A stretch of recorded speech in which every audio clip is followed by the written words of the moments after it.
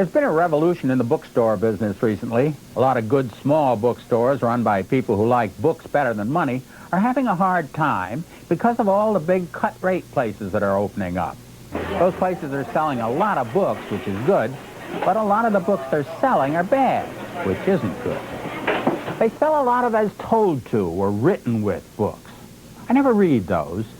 Some famous person puts his or her name on a book, and a professional writer does most of the work. General Colin Powell has just signed a book contract for $6 million. General Powell's going to have a ghostwriter, although they never call them ghostwriters, of course. I don't know. General Powell's one of the capable people in this country. For $6 million, don't you think he ought to write the book himself? He's just following a precedent, I guess. General Norman Schwarzkopf's book was called an autobiography.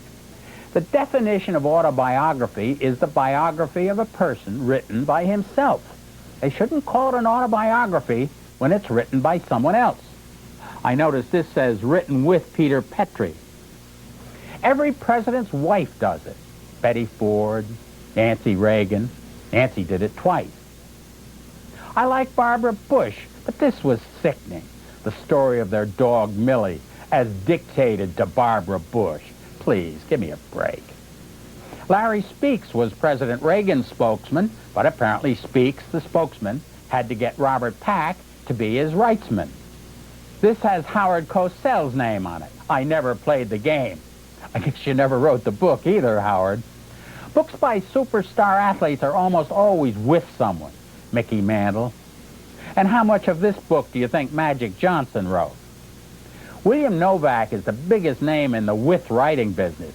With Magic Johnson, with Nancy Reagan, with Oliver North, with Tip O'Neill, with Lee Iacocca, with the Mayflower Madam.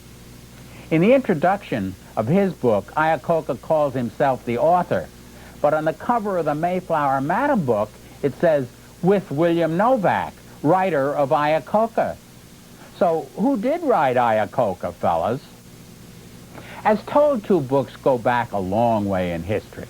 After all, a big part of the Bible, one of the greatest books ever written, is the story of Jesus Christ, as told to Matthew, Mark, Luke, and John. And they never even met the guy.